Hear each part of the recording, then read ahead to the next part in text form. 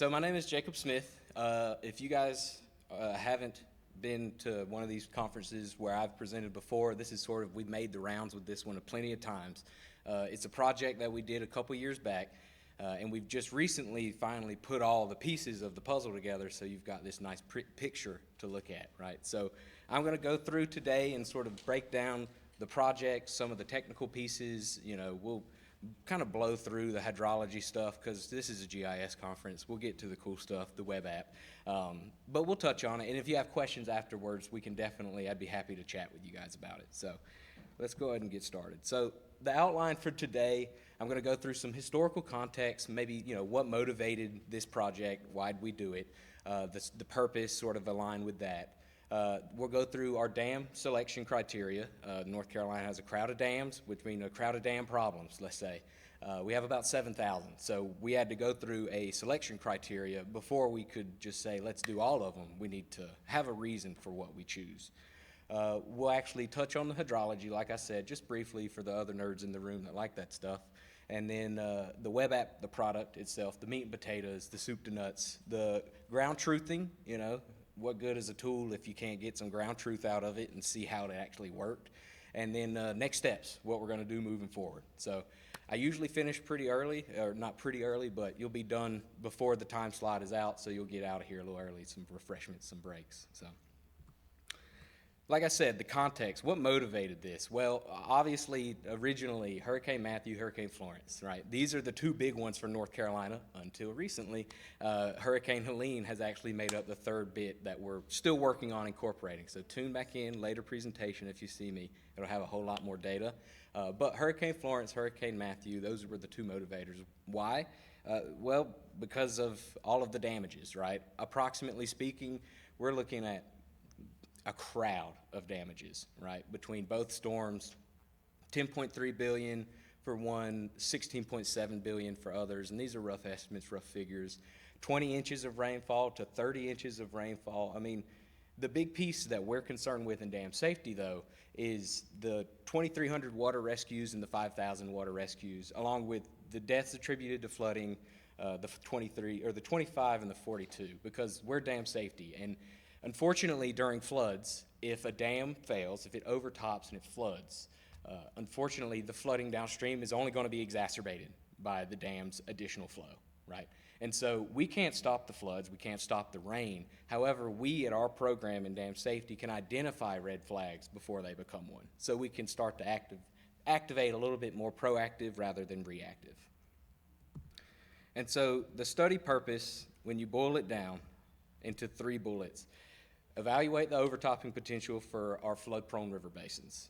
Identify hydraulically insufficient dams, because this was the other piece. We didn't initially go after these dams to identify them as hydraulically insufficient. However, if these dams overtop in a 100-year storm scenario and it's a high-hazard dam, well, in the state of North Carolina, that dam should not overtop for the 1/3 probable maximum precipitation event. So in this project, we have determined a number of dams, their spillway capacity is hydraulically insufficient. And so that was helpful as well from moving forward, identifying problems and addressing them. And then really the main piece of it is we wanted to increase local emergency response, the resiliency. We wanted to, again, move and start acting from a reactive or a proactive stance rather than a reactive stance, right? And so if you just want to see what our river basins are sort of broken down like, this is how it is. There are, usually with our storms, the primary way that this sort of breaks it down is through the coast, through the center of the Piedmont region, up north, and it drops a crowd of rain the whole way, right? But as I said, sort of more recently, we've had these larger sort of anomaly events, less anomaly, coming from our mountain regions and dropping a crowd of rain over there. And so this is just to give you a picture at a high level of our river basins, where the flood studies occurred, and why we look at them in the way that we do. So there are 17, in case you wanted, we're sitting there trying to count them all. I just wanted to put that for you. So our selection criteria, how do we pick our dams, right? So we have high, intermediate, and low hazard dams in the state of North Carolina. Obviously, the first thing we're going to pick, high. We know the high hazard dams have an associated risk that equals high, right, based off of the law. If we move down the chain, intermediate is a little less, and then low is a little bit less even still. But we focused on as many high hazard dams as we could. Dams that had indicated problems in the past, dams that had had previous inspections that had indication of some prior issues as far as condition or operations, maybe some spillway issues. So we sort of broke it down by our internal database. And then we also looked at some exempt dams, right? Not every dam in North Carolina is one of ours. We have, like I said, over 7,000 dams, and about half of them are ours. But that doesn't mean we ignore all of the ones that aren't ours, right? We still want to see those dams and have reference of them, because in North Carolina, what's happening? We're getting new properties built up downstream of these dams every other week, and suddenly a low hazard exempt dam is clicked into being a high hazard jurisdictional dam. And we chose specifically certain dams that just had a lot of capacity. So greater than 100 acre feet of storage is a fair amount of water behind a dam. And so those are the exempt ones we chose to focus on for now, for the fact that they would probably have the most outfall if they did happen to fail. And so in total, over 700 dams, I didn't lie, 767 dams were studied.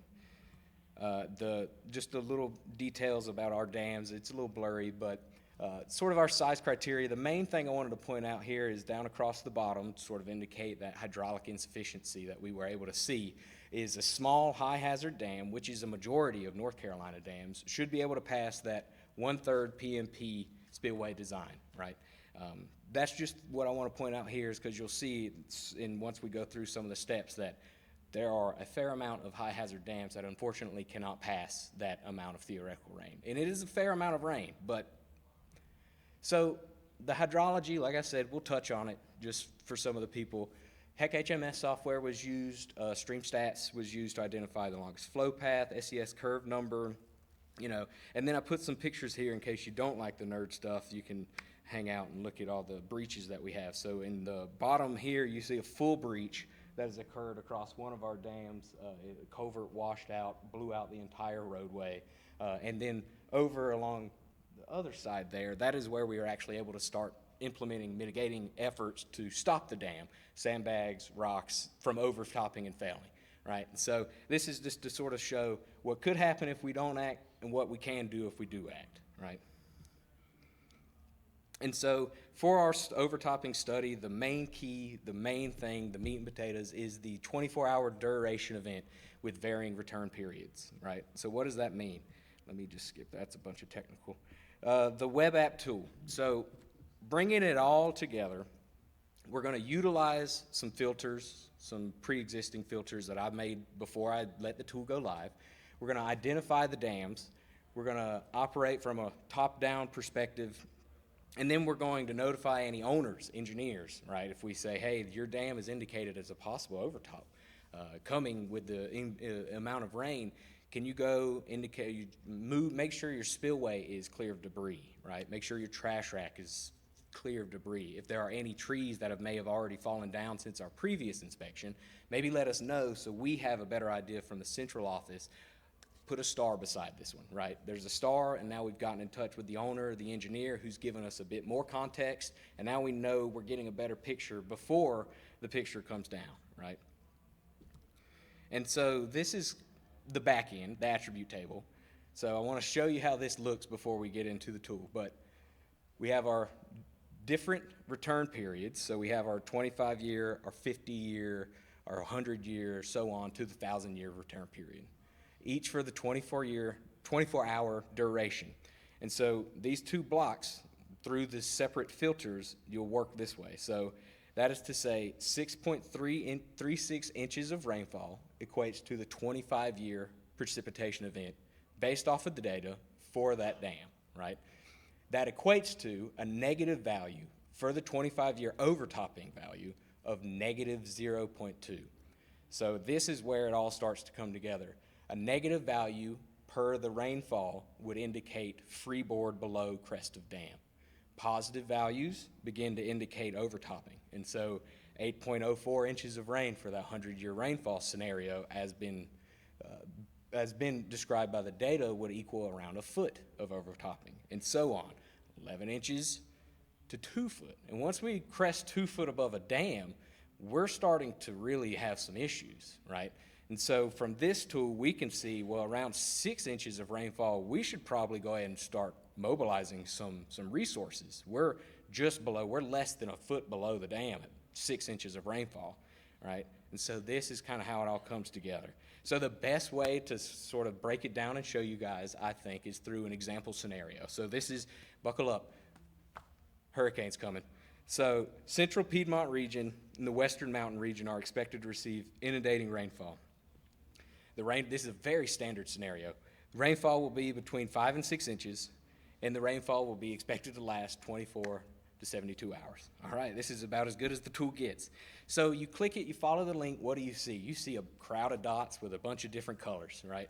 So the colors indicate the river basin, and there's an outline for each river basin to sort of show you the cutoff, right?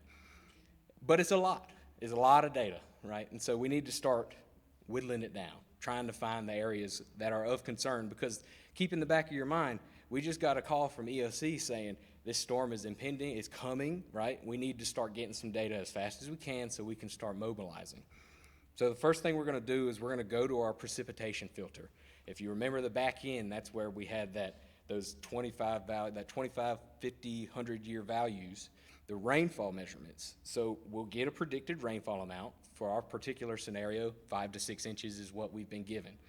And so what you're going to do is you're going to precipitation filter is greater than or equal to 5 inches, and less than or equal to 6 inches. There's our parameters. You'll enter. And what you'll see is a crowd of dots have fallen off the map.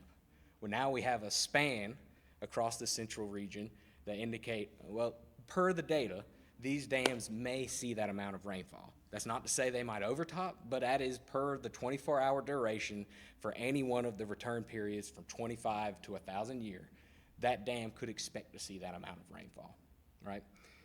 And so the next thing you'll do, you'll see that adds up with your attribute. You click on a point and you'll see 6 inches equals this much rain for this much overtopping, right? So the next thing we're going to do is, okay, we've identified possible dams that could see that amount of rain given the theoretical models. Let's see what of those dams are going to overtop. So we'll go to the overtopping filter. Again, negative values indicate freeboard, positive values indicate overtopping, right? And so what we'll do is greater than or equal to 0, because we only want to see what's going to be at the crest. If it's at the crest, and you can adjust these values, we could put it to a half a foot below the crest, right? But for the sake of here, greater than or equal to 0, and what you'll see is even more dots have fallen off, right? So now what we're looking at are dams that for that 5 to 6 inches of rainfall could be expected to be at or above the crest for that given rainfall, right? So now we see, okay, funny enough, this area, Greensboro, Winston-Salem, has a few dams that might begin to see some overtopping. But that doesn't mean everything's bad, because not every dam is made equal, right? We have high, intermediate, and low. So the next thing we're going to do is we're going to operate from a risk-based point of view. We're going to go to our hazard class filter, and we're going to hit high, and what you'll see is our 4 remainders, and we have a couple over here out west, but our 4 remainders in this scenario are highlighted. We can see them. We know what county they're in. We know what municipality they fall under. We can find out the parcel information for whom the owner might be. We can get contact information that might have otherwise been a little hard to find in the thick of the emergency scenario, and we can start reaching out to people. And this is days before the event, right? We still haven't been hit. We've been able to indicate this is where the problems could lie. And so the last thing that I'll show you too is, say you get all the way here, you see the dams that are the problems, you want to know a little bit more. Well, there was a final report composed for every one of these dams. Every one of these hydraulic analysis had a full 15 to 20 page hydraulic report associated with spillway works, how it might operate, what rainfall might begin to drive overtopping. And so if you've gotten to this point and you want to know more, you can always click the overtopping link, which will take you, just some snippets here, to actual final report that'll have all the hydrology associated with it per the analysis that we had done. And so you can print this out, you can use it, if you're the owner, you can keep this for yourself. If you're not the owner, you can print this and find this information. This is just public tax dollars paid for this project. And so to that end, there was another session earlier that spoke to that end. Make sure that the information is available, right? So we have 2 versions of this web app. We have a public version and a internal version. The public version has a few less filters, simply because the filters, if used incorrectly, can sometimes create confusion needlessly, right? And so what we've tried to lean into with the public-facing version of this app is to allow for the data to be found. And then if somebody else should take that data and manipulate it and make their own web app version of this, that's to them. But we want to make sure that they're not needlessly complicating themselves looking up overtopping dams right before a storm, and then everyone in EOC is getting a call, this dam's going to be a problem, this dam's going to be a problem. It could be a matter of an incorrect entry to some of the filters, right? And so now we'll get to some of the other stuff, the ground truthing. What you're looking at here is usually following a storm, you might have to have some pumps set up to make sure the level stays down so that it doesn't continue to swell up for days on end, right? And so this is typically where we can go and get some ground truthing. So how did we do it? It was a little complicated because when I came in, the data had been sitting around for a year or two. The storms that had motivated the study had well passed, and there wasn't too many people on our team that took the notes at the time to do really good ground truthing. So I had to come up with a method where I would find station data, effectively find historical station data nearby, as close as in proximity to these dams that we could find, compare that precipitation gauge data with our precipitation predicted amounts, and see, were we even close? Were our precipitation estimates in the ballpark? Because everything is built around that. If the precipitation estimate is off, the overtopping analysis is null. It doesn't matter, right? And so what I wanted to see is how close were we to those values that we had. And to get this, because I wasn't here during the time, we had to go through some of the SIFT reps. So this is a few sit reps from one of our previous storms to help sort of build a context, right? This is what I had to look at to think, well, how was the situation developing at the dam? And so the two I've highlighted, they basically are here to demonstrate Wilso 009, we see some overtopping, relatively significant, and then Wake 014, see some overtopping, we come back and we see some things are different, not as bad as maybe initially expected. And so let's sort of see how this adds up with some of our results. So the 100-year per the HMS, per the analysis that we had done, this is what indicated the overtopping potential would be. So all values are positive, which adds up with our sit rep because they were overtopping the entire time. There were no dams. Both of these dams were well overtopped. And so if we turned to this value and saw a bunch of zeros, that'd be a big red flag, right? Because a bunch of zeros, negative values, would have indicated, oh, these dams didn't overtop, but they did. So that's good. That adds up. That's check one box, right? And so the next thing we're going to look at is we're going to look at the station data, right? Some of that historical station data with some of our actual calculated data. And really, it was pretty close. I was pleasantly surprised when I started running some of the numbers on how close our precipitation estimates were with what actually was seen during the storm with the station data. Ultimately, what we came down to is for our 100-year event for the 24-hour duration, we saw a fair amount of overlap. There were the rainfall amounts were very close with what would be predicted per the HMS. And it diminished in quality as we got into the longer and sort of heavier return period events, right? And so Hurricane Florence, similar situation. I'll just take you to the data. So again, we see all overtopping, another checkbox. We see that the rainfall amounts, this one was where there was some disparity, right? I started to notice, well, our values aren't as an agreement for this scenario. And when you break it and put it down here, we start to get a little bit more in agreement with the larger duration or the larger return period events. And so the reason behind this, and I've thought about it, is it all, for me, I believe boils down to duration, right? We're using a blanket 24-hour assumption for our methods here. So if we could do anything differently, I would add more durations, different shorter durations to incorporate in, because when you think to these two styles of storms, what did they do? The one blew through and dropped a ton of rain very fast, and one stalled out and slowed down. And so it may have been a certain storm duration or a certain storm return period, but due to the duration, it's skewing the data ever so slight, making it look as if it's a larger return period when in fact it may have been a less significant return period. But altogether, I wasn't upset with these results. Things were in general agreement, and they aligned with what I figured. As we got into the larger sort of PMP theoretical limits of rainfall, we were going to see a little bit more disparity between the data. And so for the next steps, I want to improve this. I want to incorporate Helene data first and foremost. There's a fair amount of ground truthing that still needs to be done there that I would love to incorporate into some of these results.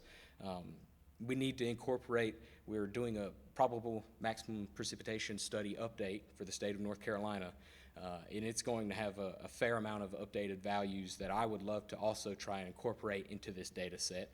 And then we need to also look at where a lot of change has occurred with some of these, because if there's a fair amount of upstream change or downstream change, we might need to look at rerunning the HEC-HMS, the analysis altogether, right? Because there might be influences such that the dam no longer overtops in this amount of time. You have all this impervious surface that's been built up upstream. Now it overtops in this amount of time. So that's what we need to think about moving forward, is where can we maybe go back and hit them again. And so with that, I was going to present us with a little live tool, but we're about 10 minutes till, so I'll call it. But if you got any questions, I would love to take them. Please. You had any success stories, like a storm coming in, you called ahead? Loved it, yes. Thank you for asking.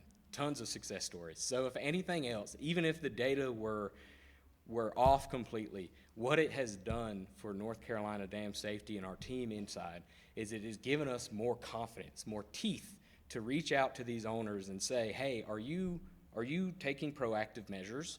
And if they say, well, who are you to ask? Well, now we have some data that we can point to. We can say, look, this is what the data shows, So we've gotten in touch with some people who had no idea that their dam was a red flag, and they were able to go out, clear spillway of debris, move things out of the way. We've been able to stage resources with local emergency management. In a scenario like that, we've been able to identify, you've got a grouping of dams in this area, maybe consider putting some resources specific to road closures or things of that nature in this area, just so that we have it prepared, right? Because in the thick of the event, the chances of getting the stuff you need, it gets less and less. So I love it. Yeah, plenty of success stories so far. It's been a very helpful tool. So, yes. So how many are public dams and waterways versus private? And how much of a problem is that?